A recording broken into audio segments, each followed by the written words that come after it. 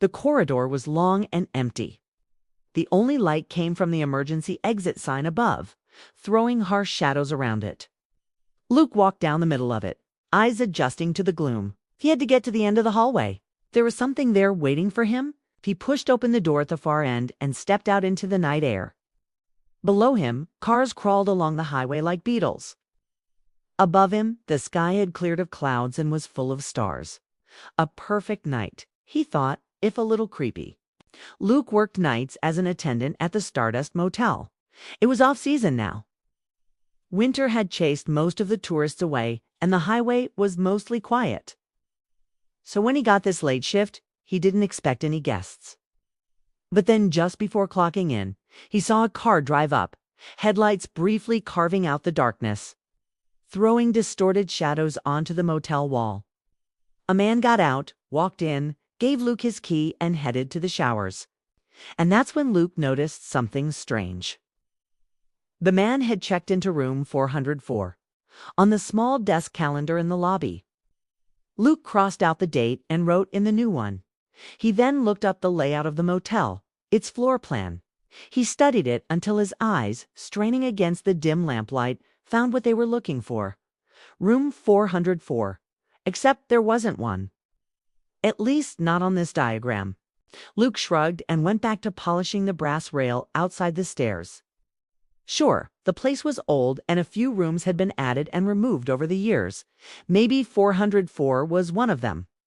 He figured the guest must have been given a key from an old stock, and now mistakenly believed there was a room where there wasn't one.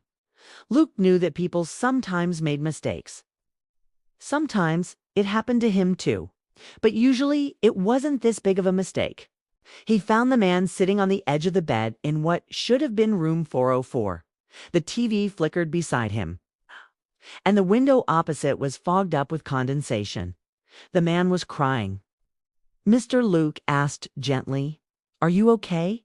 The man jumped, wiping hastily at his face with a crumpled towel. Yeah, I'm fine," he said, surprised to hear Luke's voice behind him. "Just, missing my wife. That's all." He forced a smile. She would have been 27 today. The man turned back to the wall, shoulders shaking with barely restrained sobs. Luke hesitated, then placed a hand on the man's shoulder. "I'm sorry," he said. The man nodded numbly. When the sun came up, Luke was to switch shifts with Jake. Jake was a lanky young man who spent more time staring at his phone than doing his job. They were to exchange shifts by the stairs at 6 a.m. But when Luke climbed the stairs at 5:55, Jake wasn't there. Luke waited a minute, then walked into the lounge. Jake sat slumped over the counter, phone in hand, his eyes unfocused. "Hey, buddy, we have to swap shifts," Luke said. Jake looked up, startled. "Oh, right, sorry," he stammered, standing. Here's my key," he said, holding out his little plastic card. Then he caught sight of the room number. "What's this?" he asked. Luke took the key, looked at Jake. "You were supposed to check me into a room last night, remember? I'm working the night shift tonight. You're working the day shift. We swapped shifts. I needed to sleep, so I thought you put me down for a room." Jake flushed. "Oh, I did," he said weakly, then hurried out into the parking lot. Luke walked back to the stairs and pressed the elevator button. As he waited, he watched the key in his hand turn this way and that in the light. It was blank. There were no numbers on it. And then he remembered. That was odd. Last night, when the man had come in, the key he handed Luke also had no numbers on it. Was this some kind of joke? Did Jake know something? Had the other man known something? Questions buzzed in Luke's head. When the elevator finally arrived, he stepped inside and rode it to the top floor.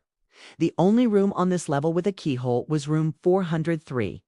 Luke slid the key in, expecting it to turn, but as soon as he touched it, it felt cold, almost icy. It turned easily in the lock, though, and the door opened soundlessly. Luke walked in and closed the door behind him. It was then that he noticed he couldn't see anything. It was pitch black. His eyes struggled to adjust, but it was like trying to pierce a thick fog.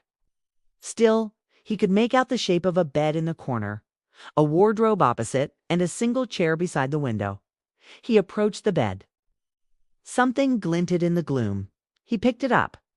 It was another key. This one was exactly the same as the first, except on this one, just visible under the dim glow of the emergency exit sign, was the number 404. Where is this place? Luke wondered. Suddenly, he felt like he was being watched. He spun around and saw the closet door had opened. Just a little. Then it creaked wider. Something moved inside. Something dark. Luke backed away from the closet, stumbling, heart pounding. He turned and fled. He ran through the door, down the stairs, and into the lobby. The front door was open. It's outside. The sky was the color of bruised plums. The road stretched ahead of him, empty, deserted. In the distance, he could have sworn he saw a man watching him, his silhouette outlined against the gathering darkness. But when Luke blinked, the figure was gone. As night fell, Luke sat hunched over the counter, polishing a glass until it shone like a mirror. Every time he looked into it, he saw not himself, but the ghost of another man staring back. Who was he? Where was room 404? And why did the man keep coming to it even though it wasn't there? A sudden bang from above made Luke jump. He looked up to see the elevator descending. When it stopped, the doors opened and a figure emerged. It was the man from last night. He smiled sadly at Luke. "They never told you, do they?" He said, stepping closer. "You can't escape."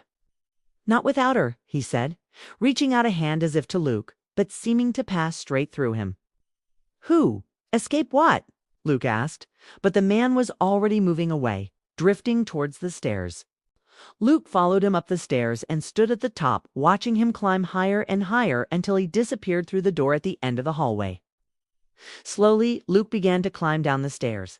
He had to find that room. He had to speak to that man. But when he reached the bottom of the stairs, the hallway was empty.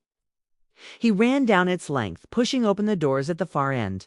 Below him, cars crawled along the highway like beetles. Above him, the sky was full of stars. It's a perfect night, he thought, if a little creepy. Then he heard a voice. It was close, right behind him. No point, you know? It said, "You can't escape. Not without her." Luke whirled around to find the source of the voice, but there was nothing there. Determined, Luke ran back along the hall. He pushed open the doors at the far end and stepped out into the night. Below him, cars crawled along the highway like beetles. Above him, the sky had cleared of clouds and was full of stars. It's a perfect night, he thought, if a little creepy. He pushed open the door and stepped in. It was dark, silent, empty. Luke hesitated, then switched on the overhead light. The room was small, sparsely furnished.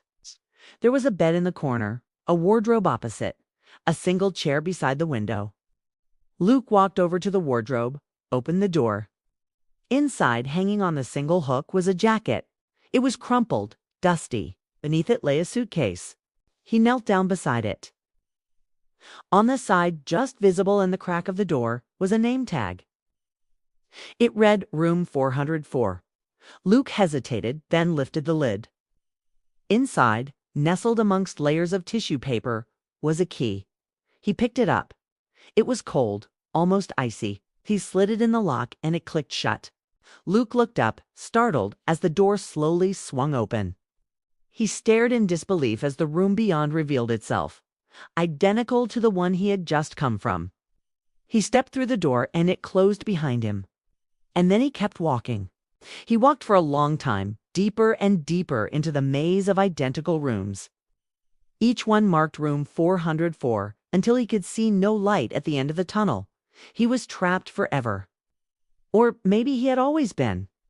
In another life, another timeline, Luke never visited that room. He never discovered the time loop. And every night he woke up in that room wondering how he had gotten there. And every night he tried to leave to find the exit, but he never did. Because in this version, in this life, Luke never left room 404. Now he walked those endless corridors day after day, night after night. Forever searching for the way out, forever alone.